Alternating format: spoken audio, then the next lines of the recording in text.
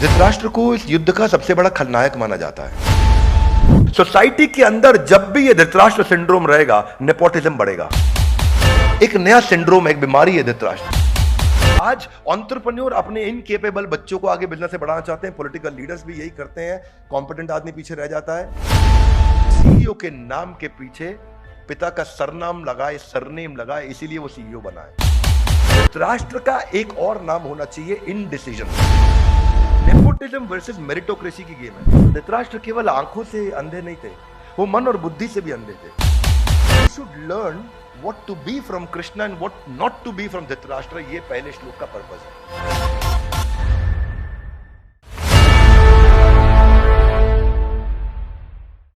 ग्रंथराज श्रीमद् भगवद गीता की जय। आज से हम शुरू करने जा रहे हैं गीता इन एक्शन। पहले करेंगे हम मंगलाचरण। मंगलाचरण क्या होता है? आप ऑस्पिशियसनेस का इन्वोकेशन करते हैं। तो आप मेरे साथ में आंख बंद करके प्रार्थना कर सकते हैं। ओम अज्ञानतिमिरान्धस्य ज्ञानञ्जनशलाकया चक्षुरुन्मीलितं येन तस्मै श्री गुरुवे नमः।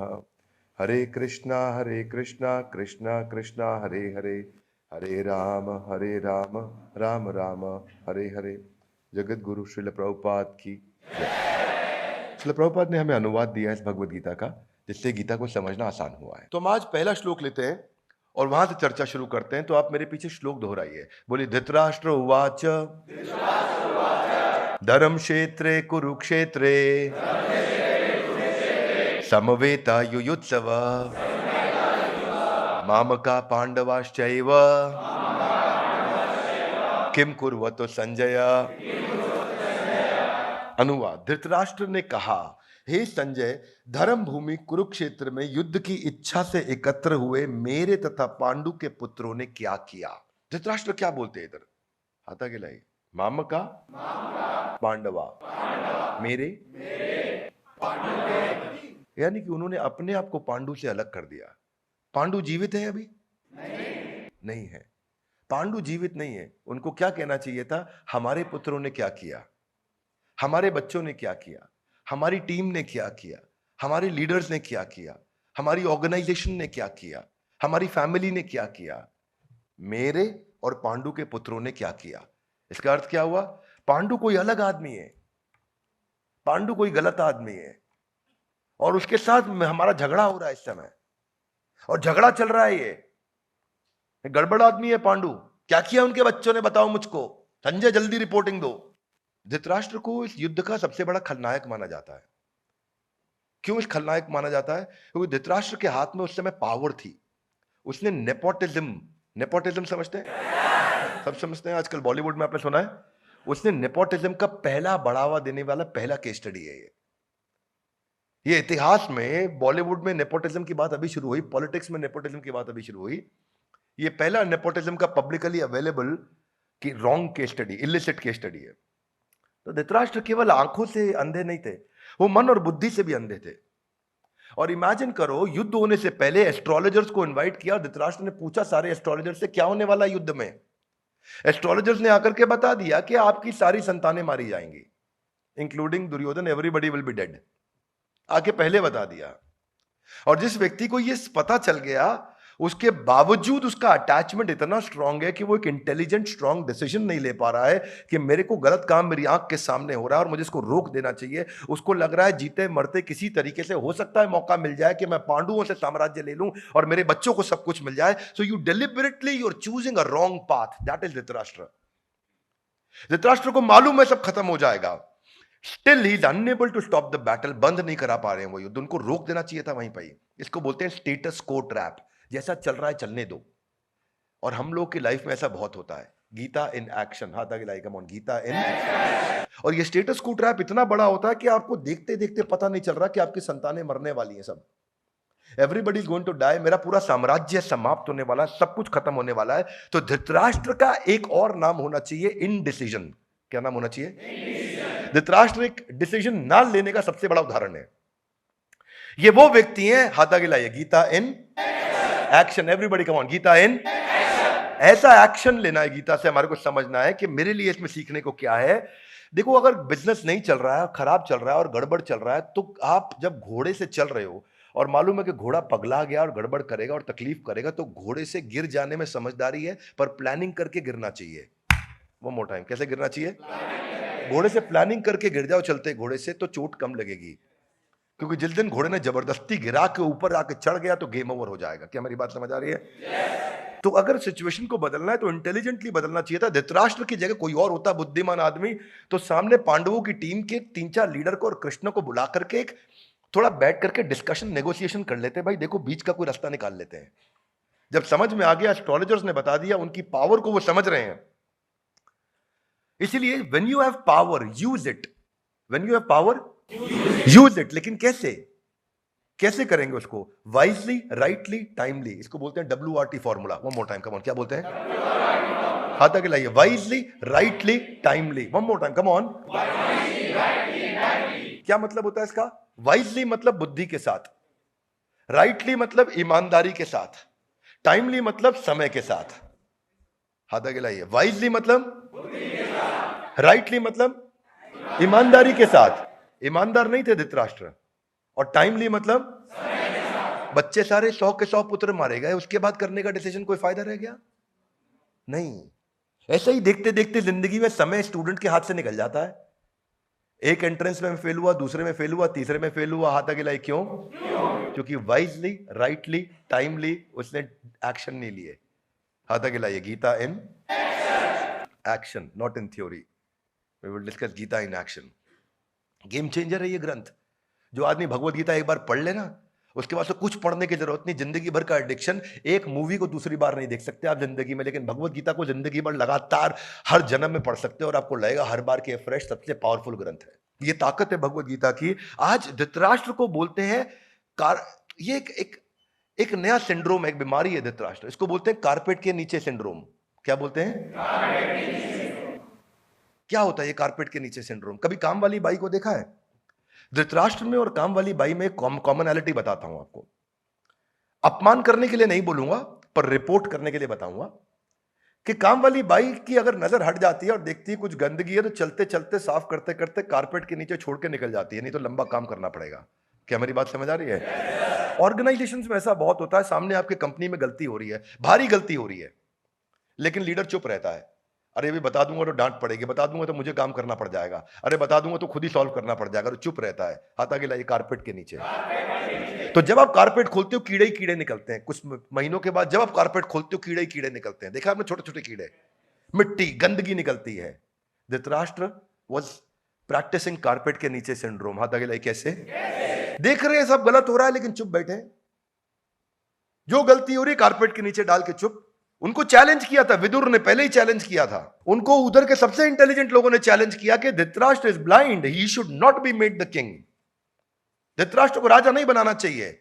और धृतराष्ट्र अपने, अगर वो चेयरमैन है बोर्ड के और देख रहे हैं कि बोर्ड में दोनों प्रकार के मेंबर्स हैं, मेरे बोर्ड में शकुनी भी अवेलेबल है which is the evil one, और मेरे बोर्ड में भीष्म पितामह भी अवेलेबल है who is the gentle one, I should listen to both of them. लेकिन मैं सुन नहीं रहा हूं भीष्म पितामह को। यानी कि बोर्ड में एडवाइजर तो बुद्धिमान थे, लेकिन मैं उन एडवाइजर की एडवाइजरी ले नहीं रहा। हाथ आगे लाइए। क्यों? मैं और मेरा, मैं और मेरा, मैं धृतराष्ट्र, मेरा पुत्र दुर्योधन, हमको सब कुछ मिलना चाहिए। और यही बायस जो है ना, स्टेटस को ट्रैप, इसी ने काम खराब किया। What is WRT formula? याद रहेगा आपको? क्या है? One more time, come on. Wisely, याद रखिए इसको। सोसाइटी के अंदर जब भी ये धृतराष्ट्र सिंड्रोम रहेगा, नेपोटिज्म बढ़ेगा। और वो नेपोटिज्म क्या है? आज एंटरप्रेन्योर अपने इनकेपेबल बच्चों को आगे बिजनेस से बढ़ाना चाहते हैं, पॉलिटिकल लीडर्स भी यही करते हैं, कॉम्पिटेंट आदमी पीछे रह जाता है। आज सोसाइटी में डॉक्टर्स, जजेस, लॉयर्स, चार्टर्ड अकाउंटेंट कई दफा ऐसा करते हैं कि जहां पे वो ऐसे एक आदमी को आगे बढ़ाते हैं, उसको पोस्ट देते हैं, पोजीशन देते हैं। इससे नेशन सफर करता है, इससे साम्राज्य, पूरा साम्राज्य सफर करता है। और स्टीव जॉब्स का हमेशा कहना है कि reason that privately owned company doesn't last beyond 3 generation, दादा पिता पुत्र के बाद खत्म हो जाती है प्राइवेटली ओन्ड कंपनी ज्यादातर। हाथ आगे लाइए। क्यों? क्योंकि सीईओ के नाम के पीछे पिता का सरनाम लगाए, सरनेम लगाए, इसीलिए वो सीईओ बना है, इसलिए नहीं बना कि वो कॉम्पिटेंट था। तो एक्शन क्या होगा? हाथ आगे लाइए। गीता इन एक्शन ये होना चाहिए कि अगर परिवार साथ में जुड़े हैं तो धृतराष्ट्र को बोलना चाहिए, भाई तेरा शेयर है, कंपनी में तेरा शेयर है, लेकिन काम कॉम्पिटेंट आदमी को करने दो, ऑपरेशंस कॉम्पिटेंट आदमी करेगा। तेरी ओनरशिप है, अगर मेरी ये प्रॉपर्टीज हैं, तेरी प्रॉपर्टी में रजिस्ट्री है, but the work should be done by a competent man, not you Duryodhan. अगर भाइयों में भी झगड़ा चल रहा है तो भाइयों को भी बोलना चाहिए कि हम लोग फैमिली हैं, हम लोग फैमिली का ओनरशिप में शेयर है, लेकिन प्रोफेशनल आदमी को आकर के इस कंपनी को चलाने दो। That is what happened between Baidyanath and Dabur. Dhritarashtra was more like Baidyanath, not Dabur. मैं आपको एक्सप्लेन करूंगा कैसे।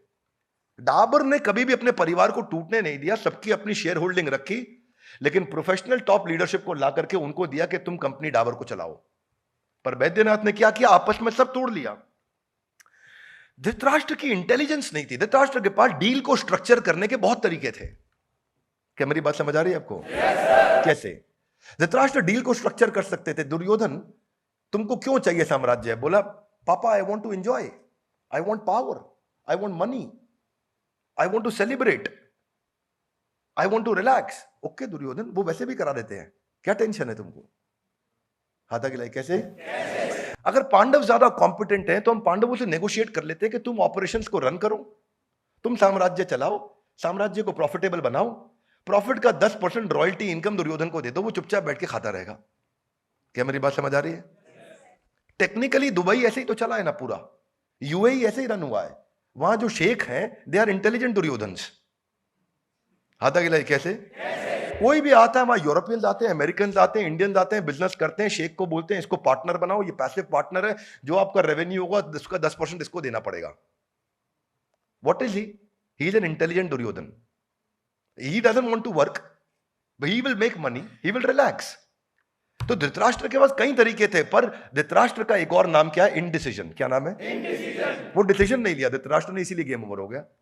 तो वो डील को स्ट्रक्चर करने के इतने तरीके थे कि उनको बोलना चाहिए था, भाई देखो आप दुर्योधन रॉयल्टी इनकम ले लो, आप रेंटल्स ले लो पांडवों से, आप कुछ भी ले लो, हिसाब किताब बना लेते हैं, रिलैक्स करो, आपको एंजॉय करना आप एंजॉय करो, वो बेचारे मेहनत करेंगे, उनको करने दो ना।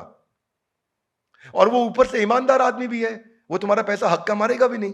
किसकी बात कर रहे हैं? युधिष्ठिर की। युधिष्ठिर इतना ईमानदार है कि तुमने सेट कर लिया भाई तुम्हारे को रेवेन्यू का इतना % देना, युधिष्ठिर पक्का देंगे, तुम्हारे मांगने से पहले टाइमली पेमेंट हो जाएगी, तुम्हारे को पेमेंट साइकिल, वर्किंग कैपिटल कोई इशू ही नहीं है। When you got a very honest guy on the other side, बिना कारण के झगड़ा किया आपने। क्या मेरी बात समझ आ रही है? So people don't look at solutions. वो फंस जाते हैं अपनी ईगो में, और फंस जाते हैं ईगो में, और ईगो में फंसते कैसे हैं? उसको फंसने का कारण यही है कि जब उनको दिखना बंद हो जाता है। मेरे विचार में अगर आप बैद्यनाथ को देखोगे तो बैद्यनाथ क्या है? वो 5 अलग अलग भाई हैं, 5 अलग अलग एंटिटीज है वहां पे, नागपुर, कोलकाता, झांसी, पटना और इलाहाबाद। That is Baidyanath. पांचों जगह अलग अलग भाई हैं, पांचों जगह अलग अलग बैलेंस शीट बन रही है, पांचों जगह अलग अलग बिजनेस हो रहा है। हाथा गिलाइए, हाथा गिलाइए। माम का, इलाहाबाद का, किम कुर्वतो संजय, माम का, नागपुर का, पटना का, झांसी का, किम कुर्वतो संजय। इनके परिवार में रोज होता है बैद्यनाथ में। ये क्यों होता है? This is live case study. क्यों बैद्यनाथ की टीवी में ऐड नहीं आती? इसीलिए नहीं आती कि वो नागपुर वाले को लगता है मैं टीवी में ऐड करूंगा, झांसी वाला कमा लेगा, इलाहाबाद वाला कमा लेगा मेरी ऐड देखने पे। क्या मेरी बात समझ आ रही है? इसीलिए आज झांसी वाला, पटना वाला, कोलकाता वाला ऐड नहीं कर रहा कि नागपुर वाला मेरे पैसे खर्च करने पे टीवी पे ऐड आएगी। वहां सलमान खान बोलेगा बैद्यनाथ का च्यवनप्राश खाओ और नागपुर वाले का बिक जाएगा, पैसा मैं लगाऊं। नहीं नहीं नहीं। हालांकि बाद में बैलेंस शीट इनकी कंसोलिडेट होती है, आज भी परिवार साथ में है, लेकिन फिर ये डिवीजन इसीलिए हुआ ना क्योंकि मेरे बेटे को, मेरी गद्दी मेरा बेटा संभालेगा। That's the problem. ये समझ में आना चाहिए। इसको पता क्या बोलते हैं? आज सारे इंडिविजुअल एसबीयूज की तरह रन कर रहे हैं वो लोग। आपकी जानकारी के लिए 30 साल से कम उम्र में 100%, लगभग 100% मेंबर ऑफ पार्लियामेंट जिनकी उम्र 30 साल से कम है, वो सब हेरिडिटरी पोजिशनल पावर होल्ड कर रहे हैं, यानी कि उनके परिवार में कोई ना कोई नेता था। 40 साल की उम्र से कम जितने हैं उसमें 66% हेरिडिटरी हैं। और इसके अलावा एक और नया टर्म आया, इसको बोलते हैं multi hereditary. You know what is multi hereditary? ये वो नया आया है जिसके मल्टीपल हाइपर हेरिडिटरी बोलते हैं इसको।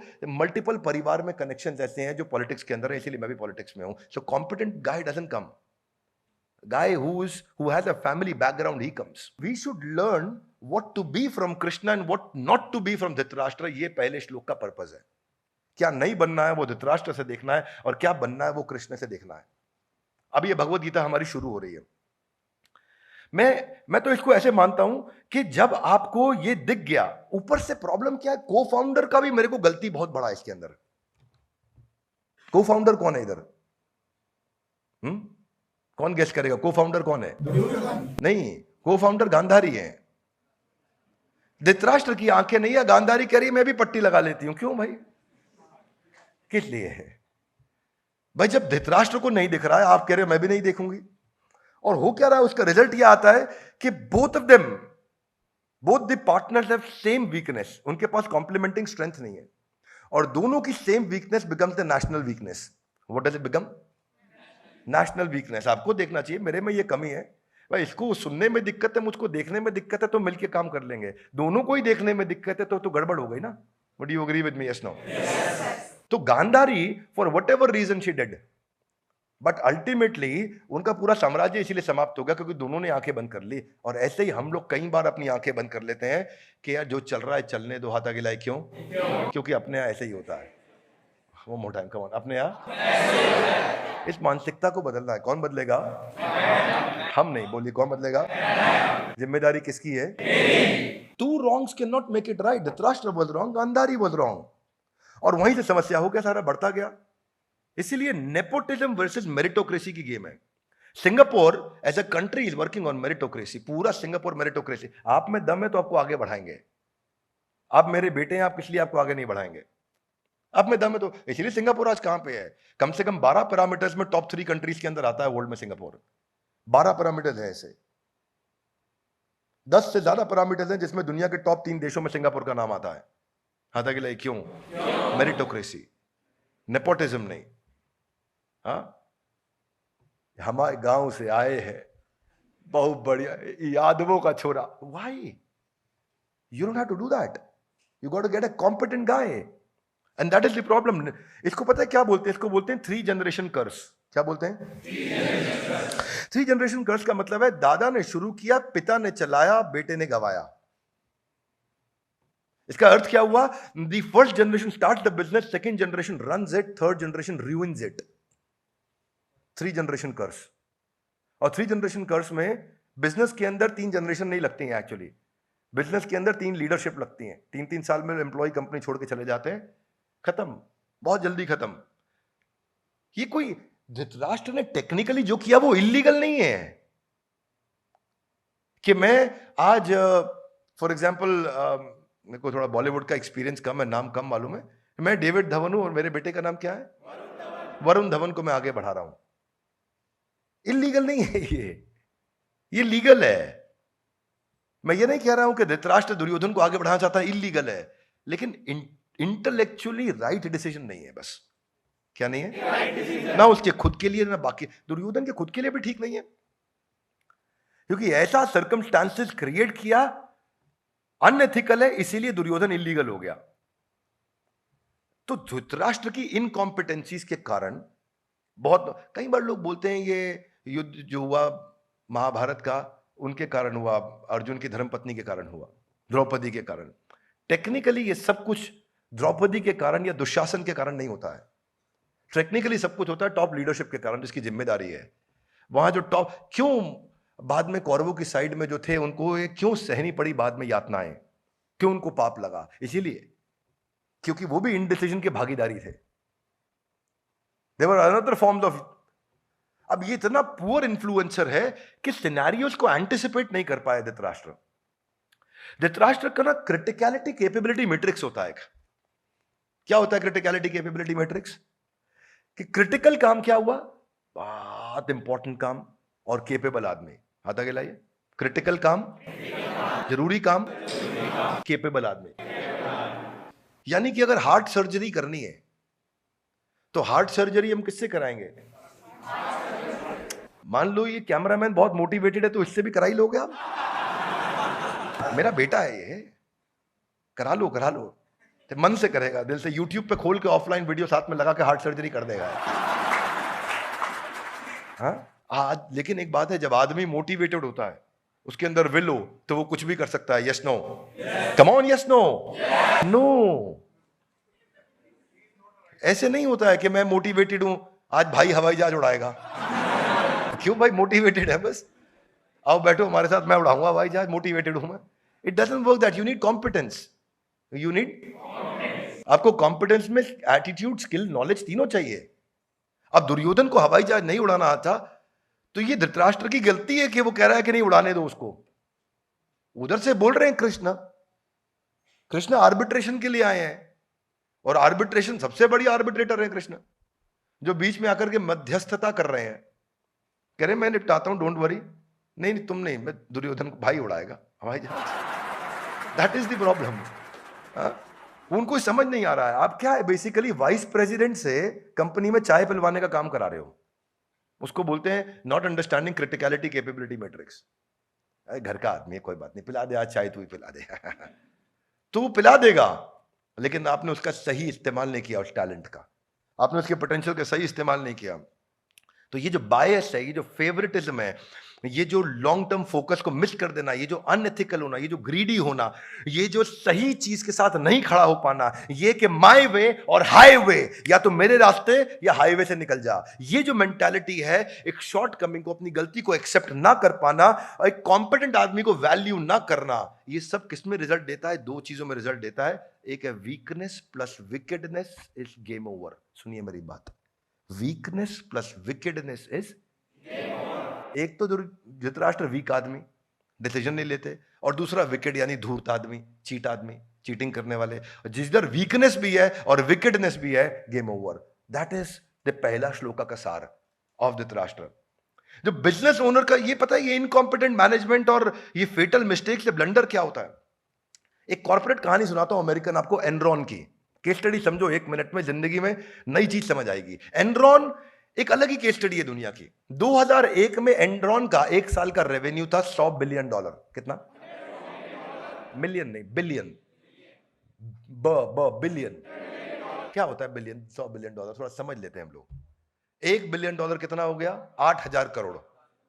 $10 बिलियन 80,000 करोड़। $100 बिलियन 8 लाख करोड़ का रेवेन्यू एनरॉन कर रहा है 1 साल में 2001 के अंदर। क्योंकि लीडरशिप कॉम्पिटेंट थी, लेकिन धूर्त थी, चालाक थी, चीट थी। वो कंपनी एनरॉन जो 2001 की शुरुआत में 8 लाख करोड़ का रेवेन्यू कर रही थी, 2001 में 8 लाख करोड़ बहुत था भाई लोग, समझ लीजिए। और 2001 के अंत में वो कंपनी बैंकरप्ट, दिवालिया हो गई, जीरो हो गई। क्या हो गई? समझ में आ रहा है? तो ये कहावत बन गई। क्या कहावत बन गई? अगर कोई इनडिफीटेबल है, अगर कोई ऐसा आदमी है जिसको डिफीट नहीं किया जा सके, जिसको हराया नहीं जा सके, और वो ऐसे हार जाए कि 8 लाख करोड़ से जीरो पे आ जाए 1 साल में, तो उसको बोलते हैं तेरा एनरॉन हो गया। तेरा क्या हो गया? तेरा एनरॉन हो गया। तो एनरॉन का एनरॉन 1 साल में हुआ था। हो जाता ना भाई, किसी किसी का एनरॉन हो जाता है। कोडाक का भी एनरॉन हुआ है। कोडाक कितना बड़ा था, एनरॉन हो गया उसका। नोकिया का भी एनरॉन हो गया। कहावत बन गई। तू अगर खत्म हो गया तो मतलब तेरा एनरॉन हुआ है। क्या मेरी बात समझ आ रही है? पर धृतराष्ट्र इतने एफिशिएंट थे कि एनरॉन को एनरॉन होने में 1 साल लगा, धृतराष्ट्र को 18 दिन लगे। धृतराष्ट्र का 18 दिन में एनरॉन हो गया। उनका इतना भयंकर गेम ओवर हो। क्या मेरी बात समझ आ रही है? ये अनएथिकल प्रैक्टिस और लैक ऑफ इंटेग्रिटी, आज इतनी बड़ी ऑर्गेनाइजेशन खत्म हो सकती है। और मजे की बात क्या है कि टॉप एग्जीक्यूटिव्स को मालूम है गलती है, वो लूप होल छुपा रहे हैं। वो आए बैंकर से, ऑडिटर से भी बोल रहे हैं इस पे पर्दा डालो, इसको छुपाओ। यही हुआ एनरॉन में। और यहां भी ऑडिटर थे। यहां ऑडिटर कौन थे? भीष्म पितामह, द्रोणाचार्य, कृपाचार्य, इन सबको खरीद लिया गया। कर्ण जैसे लोग, सबको अपना बनाया, सबको दबाव डाला और सबसे गलत काम कराया। क्या मेरी बात समझ आ रही है? बस यहां फंस गए। तो उधर भगवत गीता अर्जुन भी सुन रहे हैं। भगवत गीता का एंड होते होते अर्जुन का हृदय परिवर्तित हो गया। संजय एक्साइटेड पे एक्साइटेड हो रहे, मुहुर मुहुर मुहुर मुहुर, ओह मजा आ गया गीता सुन के। संजय के आखिरी के श्लोक सुन लो, आपकी बुद्धि चकरा जाए भाई। गीता सुनने के बाद कोई इतना एक्साइटेड हो रहा है जैसे छोटा बच्चा वीडियो गेम देखते या कार्टून टॉम एंड जेरी देख के एक्साइटेड होता है। क्या मेरी बात समझ आ रही है? ऐसा संजय एक्साइटेड हुए भगवत गीता सुन के, उनका दिल बदल गया, अर्जुन का दिल बदल गया। पर धृतराष्ट्र का क्या था? ये मेरा ईगो, मेरा डिजायर, मेरा अटैचमेंट, मेरा दुर्योधन आधा गिलाई क्यों? अपने ऐसे ही होता है। तो एक चीज धृतराष्ट्र से क्या सीखते हैं कि सीखनी है हमारे को कि हमें धृतराष्ट्र जैसा नहीं बनना है। तो ये था हमारा आज का पहला श्लोक। धर्म क्षेत्रे कुरुक्षेत्रे समवेता युयुत्सव मामका पांडवाश्चैव किम कुर्वतो संजय। तो आज हम एक श्लोक लिया, इसी तरह हम रोज एक श्लोक लेंगे और आपको इनवाइट करेंगे। और अगर आप लोग भी आना चाहते हैं, लाइव अटेंड करना चाहते हैं, तो आप रजिस्टर कर सकते हैं। इसके विषय में आपको लिंक दे दिया जाएगा जहां आप रजिस्टर करें, आपको इनवाइट करेंगे हम और आपको एंट्री बाय इनविटेशन है। आज हमारा पहला है श्लोक था ये, और इस तरह एक एक करके हम पूरी भगवत गीता को समझने का प्रयास करेंगे। भगवत गीता को समझने के लिए, चूंकि एक असीमित ग्रंथ है, इसके लिए एक असीमित बुद्धि की आवश्यकता है। मेरी सीमित बुद्धि है, मेरी सीमित बुद्धि से मैं प्रयास करूंगा कि आपका भगवत गीता में अनुराग, एक अटैचमेंट और एक प्रेम बढ़ सके। और भगवत गीता को श्रील प्रभुपाद ही सिखा सकते हैं, पर मैं प्रयास करता रहूंगा। हर पंछी की उड़ान की सीमा है और मेरी भी अपनी उड़ान की सीमा है, पर अपनी सीमा के माध्यम से मैं इतना जरूर करना चाहूंगा कि आपके मन में गीता के प्रति श्रद्धा पैदा करना चाहता हूं। मेरे जीवन का लक्ष्य है और उसको आप पढ़िए और लोगों को पढ़ाइए, उनको मदद करिए। हमारे साथ जुड़े रहने के लिए, आज के वीडियो को आकर के ध्यानपूर्वक अटेंड करने के लिए, आप सबका, इसको दूसरों तक पहुंचाने के लिए आप सबका हृदय की गहराई से प्रेम पूर्वक बहुत बहुत धन्यवाद।